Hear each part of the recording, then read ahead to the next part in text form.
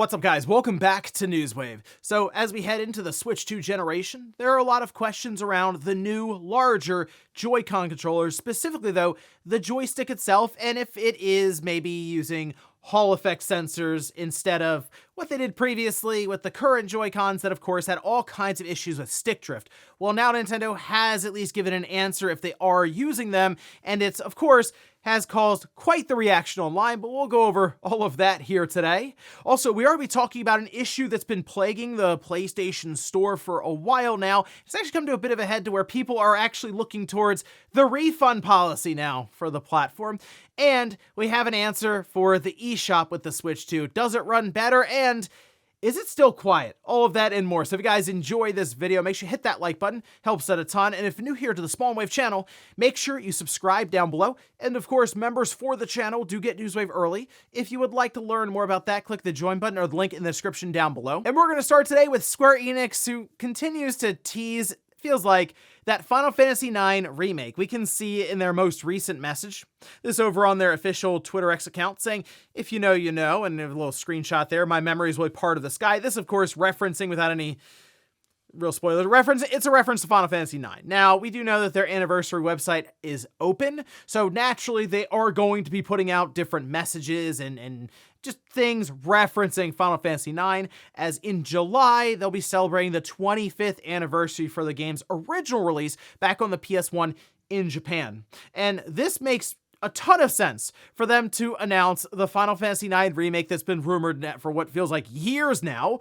Seems like maybe around Summer Game Fest, maybe they'll do their own little Square Enix show, and oh, look, there's Final Fantasy IX remake to close out the show, and hopefully it's what fans are looking for. It seems like they're not going to do the Final Fantasy VII remake trilogy reimagining thing.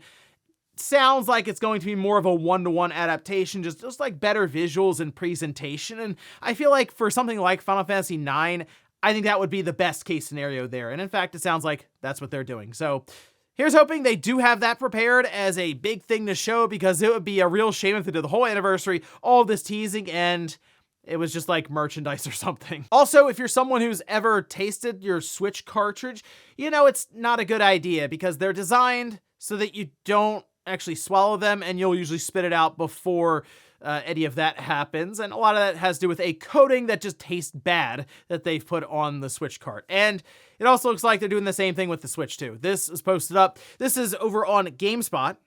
This is with Nintendo's Takahiro Doda.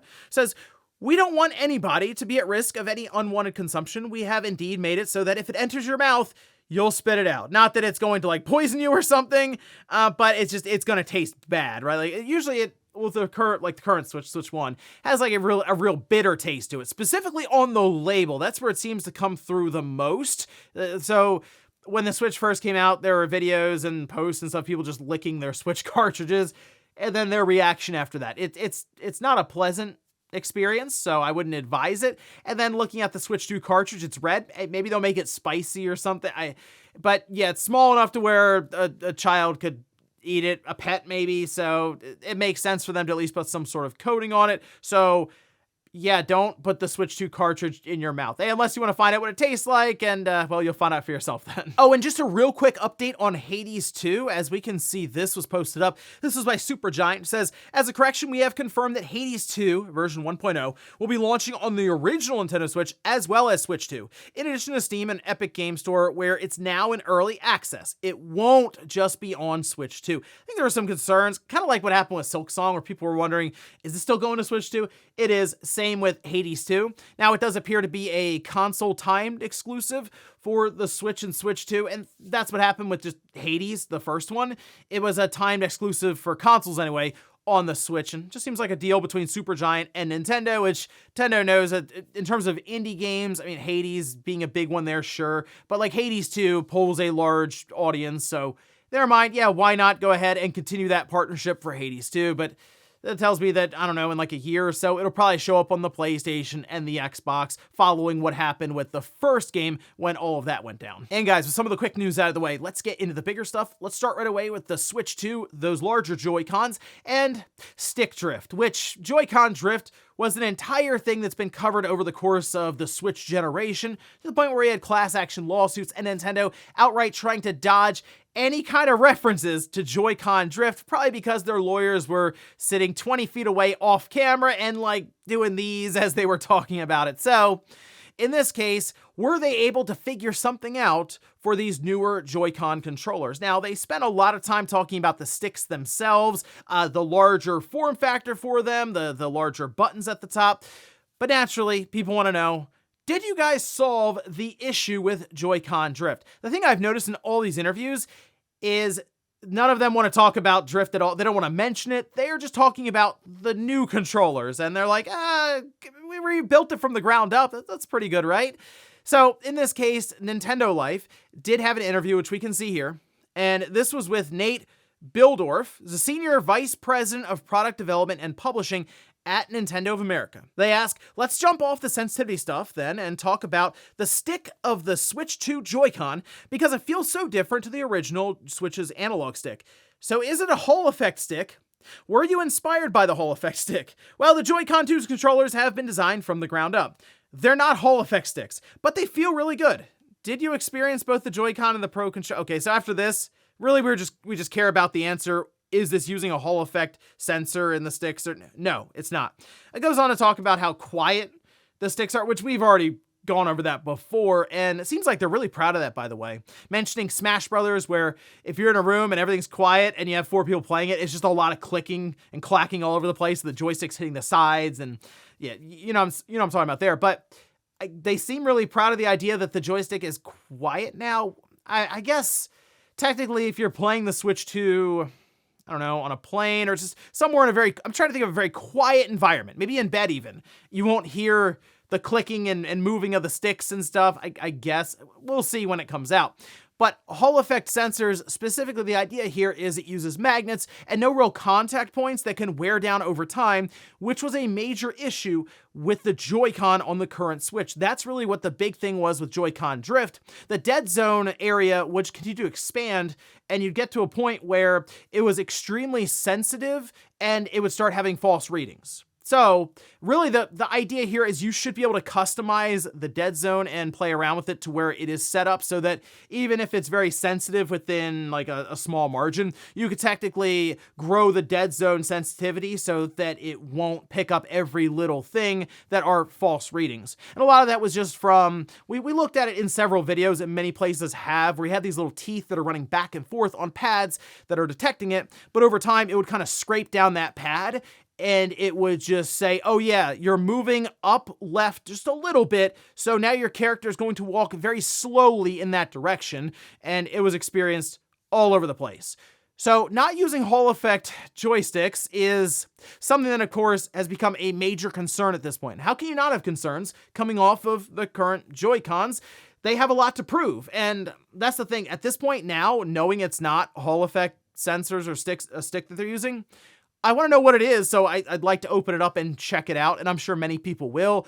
Now, do they have to use Hall effect sensors to mitigate Joy-Con drift? Not really. They can redesign it, as I say, from the ground up and do some things that they've learned from that Joy-Con to make a higher quality stick in general when it comes to the contact points or just the way that it's tracking movement.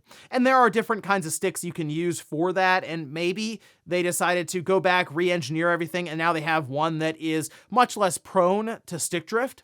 The thing is, you're really never going to solve it. Even Hall effect like sensors can have issues with that. I mean, the PS5, the Xbox controllers, they all have issues with stick drift as well. It really just comes down to getting it to a much smaller amount because it felt like Joy-Con drift was very widespread, like way more than it should be. In fact, I actually have a poll later on in the show where I asked everyone, hey, have you experienced it? So we'll get an idea as to our own split of who did and who didn't later on. But for now, we'll just know that still nothing can touch the Dreamcast because that controller did indeed use Hall effect sticks. I have a video taking it apart and checking it out. So Sega, way ahead of its time, even in places you didn't realize with the joystick on that Dreamcast controller. Next up, let's talk about Sony, the PlayStation 5 store, and the amount of AI and spam games that seem to be taking over there. It's so noticeable now that it's actually even having some of the games chart on like the top downloads that get posted on PlayStation blog. People started to notice that one in particular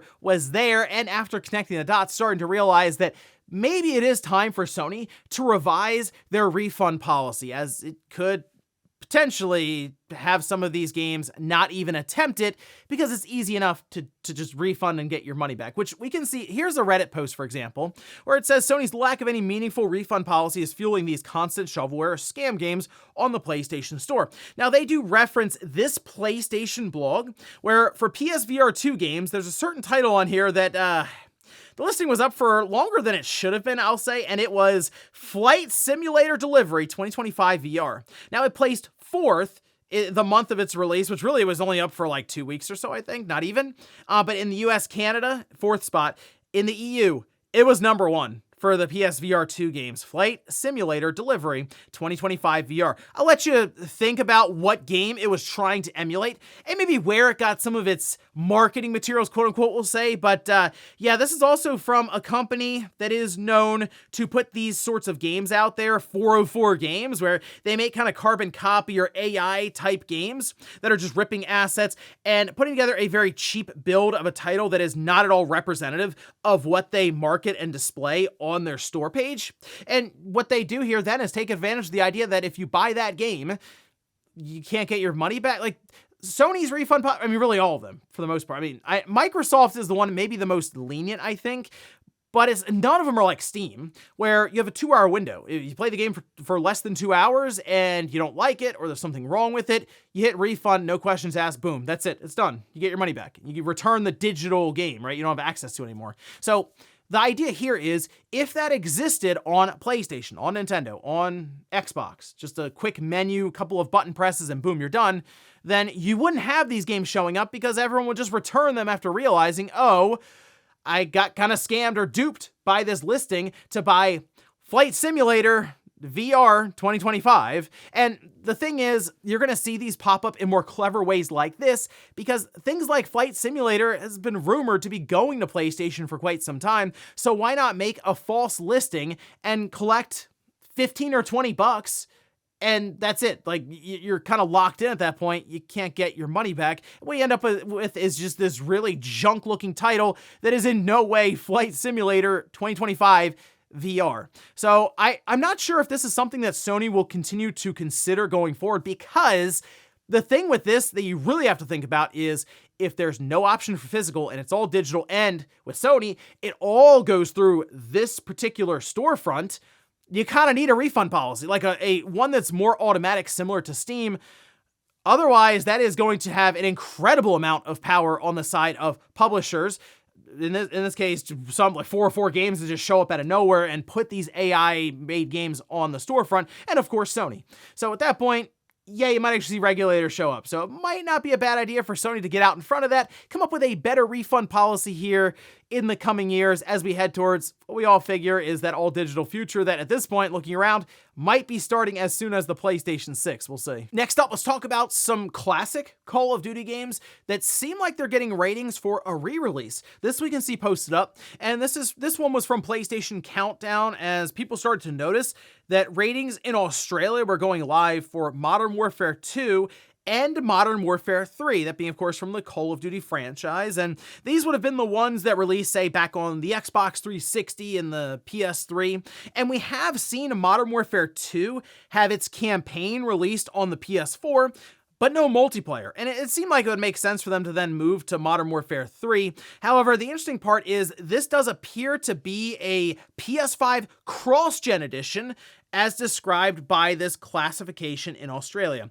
The date for it was April 3rd, and it is technically listed for 2025 at this time from, of course, Activision Blizzard.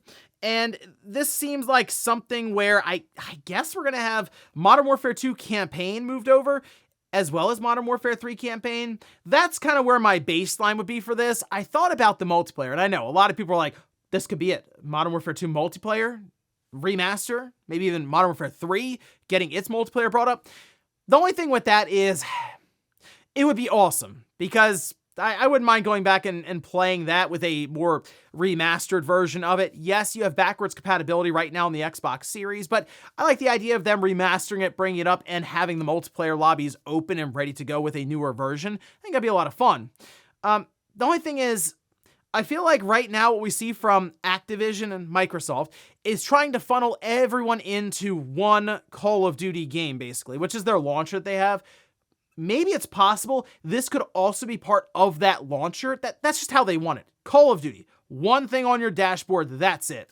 So it's possible that they go that route and they still have multiplayer set up for it. Sure. I mean, they have a lot of the maps, I think, like redone for Modern Warfare 2. Modern Warfare 3 is the interesting one. It made sense to do that for its campaign and move that over after what they did with Modern Warfare 2. But the multiplayer is the big thing. And I'm hoping they have that ready to go, especially for Xbox, PlayStation 5, and maybe Switch 2.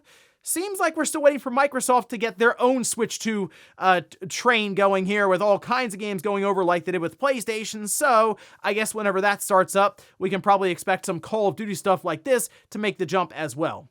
Who knows when they're going to announce it, but at this rate, people think they're going to start shadow dropping stuff like Oblivion Remake. So yeah, at this point, they can just drop this whenever they want. Might be an announcement on Twitter out of nowhere. And oh yeah, we're going to have new Call of Duty or older new Call of Duty games available in a week or two. So I wouldn't put that past Microsoft. They seem like they're ready to start dropping stuff consistently throughout 2025. And in our last bit of news, let's talk about the new eShop for the Switch 2. The eShop right now for the Switch is a painful experience that's basically impossible to use. It lags constantly. It's difficult to browse. Even picking something, you're basically sitting there and waiting. It's kind of like shopping on a dial-up connection, but you're using like 5 gigahertz wireless through a high-speed broadband connection. But hey, that's Nintendo, that's the Switch. However, it looks like the Switch 2 has fixed basically all of that, which is great. In fact, we're only really missing one thing from it. And we can see this posted up. This is in an interview with Polygon. They say, unlike back then, the eShop now has lots of videos that are showcasing the games. This is from Nintendo Switch 2 producer Koichi Kawamoto. Says, we didn't want to intrude on that, so we don't have music there. Yeah, unfortunate. No music. Now, when I think of the Nintendo and their shop channel, really, it comes down to me to the Wii. That's the music everyone remembers, but it's so classic and so timeless that we basically want music all the time for these Nintendo eShops now.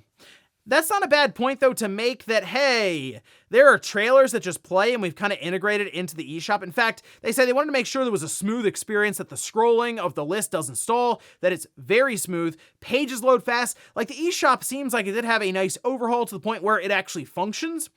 I still think you could have had music, though, in the background. And when you pick a trailer or one just kind of pops up if you're hovering over it, it just mutes the music. Like the elevator music, really, right? The background music. And then it moves right into the trailer. I mean, the thing with the music, and other parts of it too, like the UI, it still looks very basic, plain, sterile.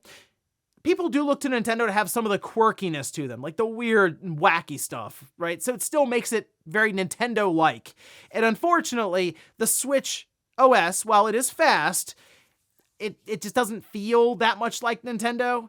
And maybe it's because they are looking to more of a mature audience now. They're like, oh, people don't want to have all the weird and wacky Nintendo stuff. And I think people still kind of like it. It feels very nostalgic when you have the music pop up when you go to, say, the shop channel, or you have random buttons you can press for no reason to get into the Switch, and they make different noises based on, like, clicking in the stick to unlock it. For some reason, makes a different sound effect. Doesn't do anything other than that, but it's Nintendo, and it's fun, and it's interesting. So that's, I think, the part people look at this and go, it's too bad. It would have been fun to have music, right? Would have been fun to have some different, I don't know, more wackier or weirder looking OS. But I guess at the end of the day for this, at least the eShop works, and that's technically a step in the right direction. And before we go to the comment of the day, we'll take a look at the poll that I posted up yesterday, where I ask, have you experienced Joycon drift during the current Switch generation? 69%, which I feel like, it was like 75. I think people did this on purpose. Anyway, 69% say yes. 31% say no. So yes, the majority of people have experienced Joy-Con drift at some point during the generation. And I feel like many people, what they ended up doing was just buying another pair of Joy-Con controls, or at least the left one or the right one. I know you can send it away. I've worked in retail long enough to know that if someone hears that it's going to be a couple of weeks, they go, I'm just going to buy another one, especially if it's a controller. If it's a system, it's like, oh, okay, hold on. Let's figure out how long it's going to take. What's the postage, that kind of stuff. If it's a $50 controller, they go, I'll just take another one off the shelf. And in some cases, that did work in Nintendo's favor, even though they did also replace, I'm sure, many Joy-Cons out there. There's still a lot of people that they technically sold 2 controllers to that only really needed 1. So, hey, I see that theory getting floated around a lot. That's, oh, maybe it makes sense for there to not be Hall effect sticks in these new Joy-Cons or any controllers at all from these platform motors, because then they might sell you multiple controllers over the course of a generation. I mean, if your controller goes out after 3 years, you're out of warranty, and you're probably just like, I'm going to buy another one because I kind of need it. So yeah, I guess that's another way you can look at it. Technically, no Hall effect sticks benefits them in the long run throughout an entire 7 or 8 year generation. And we'll finish up with the comment of the day as you're seeing here. This is from Cheap, who says, Nintendo's pricing, the worst of it is they rarely have sales, especially for games. So day one price is likely the price until they stop selling it. Yeah, that's kind of how they got Breath of the Wild to $70, because it never dropped in price. And here comes a $10 upgrade patch, and it makes it 70 because it's still 60 for Breath of the Wild. So I've been talking about the entire generation, and many other people have. Nintendo Selects really need to make a comeback here. But if Breath of the Wild was a Nintendo Select, it wouldn't work for Nintendo's strategy now, because it would just be a $30 game then. It's normally the Selects would show up $20. And it was a nice selection too. I mean, it was like Ocarina of Time was in there, if I remember. You had like Star Fox, like good first party titles. And they were $20 for the 3DS. I think they were also 20 for the Wii U, although the 3DS I remember taking advantage of a lot. And then we had like Player's Choice and other things. Basically, this has been a common occurrence for Nintendo up until the Switch generation, where they just stopped doing that. It would have been nice to have it. Just to see really even the box art they would have come up with for it. But also, clearly now, because of the enhancements, and also just having that more affordable price point, especially for a system that has aged quite a bit now. I mean, it seems like this is when you would have those selects, but we haven't seen them at all, which is quite unfortunate. Just to have that selection of titles at $20 a piece for some really good stuff that's like 4 or 5 years technically out of date now or old. Unfortunate. Nintendo has decided to get away from that, and instead, they've gone the opposite direction. The Nintendo Selects have become the Nintendo Switch 2 enhancements. So it's $10 more now instead of just making the whole thing 20. And ladies and gentlemen, that's going to do it here for Newswave. If you enjoyed this video, guys, hit that like button. If not, hit the dislike. Leave comments down below about everything we talked about here today. If you missed yesterday's Newswave, I'll leave it up here in a card. Or maybe you wanted to check in on some of the pre-order information, as we have an update on another region that's been delayed. I'll leave that right below it. Thanks, guys, for watching, and I'll see you next time.